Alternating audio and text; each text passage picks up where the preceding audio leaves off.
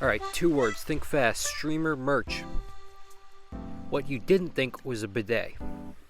In their continued ramp up towards celebrity status, streamers and YouTubers have started to launch things outside of general just merch, clothing, whatever, that's a little bit overpriced. Although not too overpriced. Clothing in general is going up, and YouTube merch tends to have not gone up with clothing as much. But that's a discussion for another day that I'm probably not going to have because it's not that interesting. But we see a lot more actual products being launched, and a lot of YouTubers standing by them, and there might be something there. As far as I can remember, we've had chocolate companies, energy drink companies, bidet companies, PC companies, etc. And today I kind of wanted to look at all of these products and see if they are actually competing on the market or if they're just overpriced celebrity products. But I need to start this segment off with a little bit of an L taken by Valkyrae. And by a little bit of an L, I mean a major L, when she launched her Reflect skincare line, partnering up with some company I don't remember and is probably out of business, to launch a blue light reflective product, thus the name. To say it failed would be an understatement. It never really launched because the science behind it wasn't there. It was a scam. The product didn't really work. I shouldn't say it's a scam. It wasn't medically proven to actually do anything to reflect blue light. Blue light is still something that we know very little about. And so she got caught up in the middle of a shitstorm and got saved by Big Atrioc. He stepped in and leaked her private DMs on accident on stream, and got her out of the deal, actually, by causing such a media shitstorm. They were just going to go ahead with it, but he saved her in the end. Now, the first product I wanted to take a look at was Mr. Beast's Feastables bar, and the results are not great. Now, it's a little bit easier to compare these because he sells them at Walmart, but he sells them at about $1.18 an ounce, at least where I am.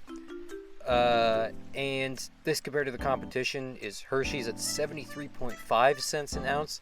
And I even went for some of the more higher quality brands, Lindt and Ghirardelli, both come in at about the same price at 84 cents an ounce.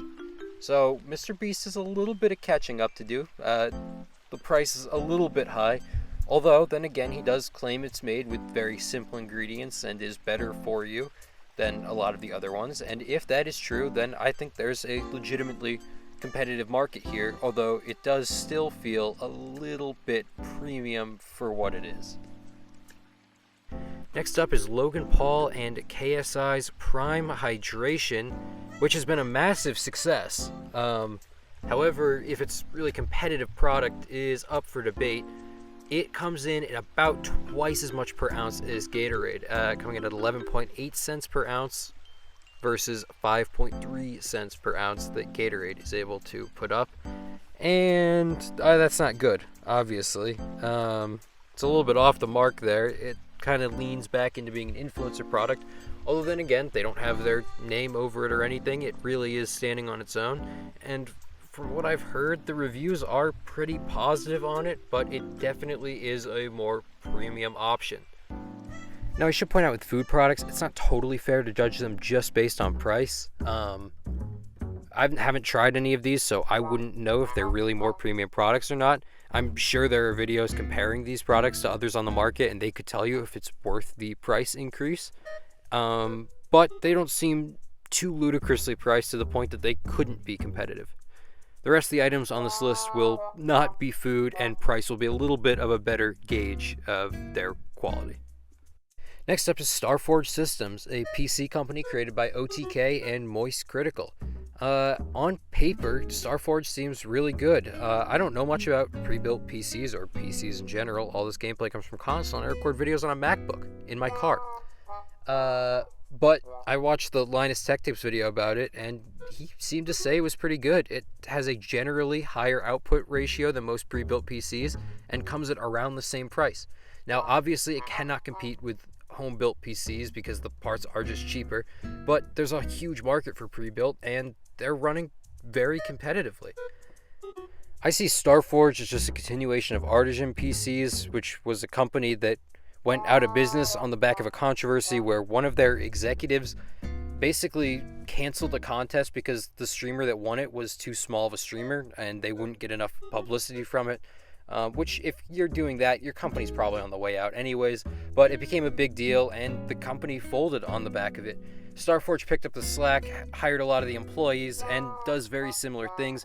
Artisan's big thing was that they stream themselves building the PCs, and from what I can tell, Starforge does that. I'm not sure if they do it as much as Artisan did, but yeah, they're just about the same, and again, seems competitive.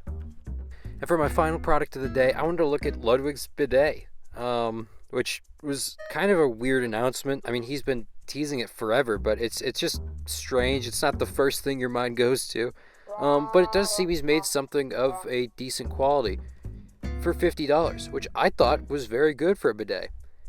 I didn't know how much bidets were. I found one on Amazon for $30 and another one for 26. Wow. So unless there's crazy shipping on those, and there's not on the Swipe, which is his company, I imagine that his are a little bit overpriced.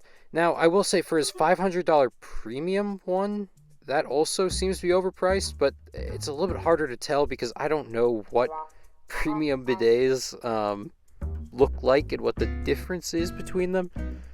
But it has a warranty at least, that's pretty good. So the majority of the products we looked at today are a little bit overpriced, but I still don't think they're necessarily uncompetitive, and I think that even without a big streamer behind them to get them going, there is a decent chance they could stand on their own.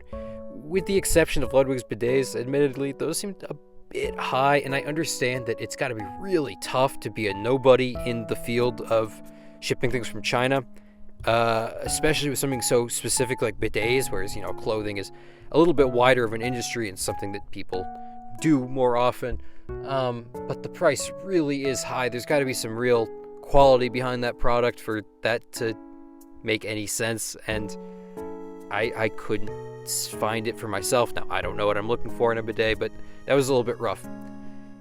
In conclusion, are all streamers out to scam you out of your money? Yes, they are.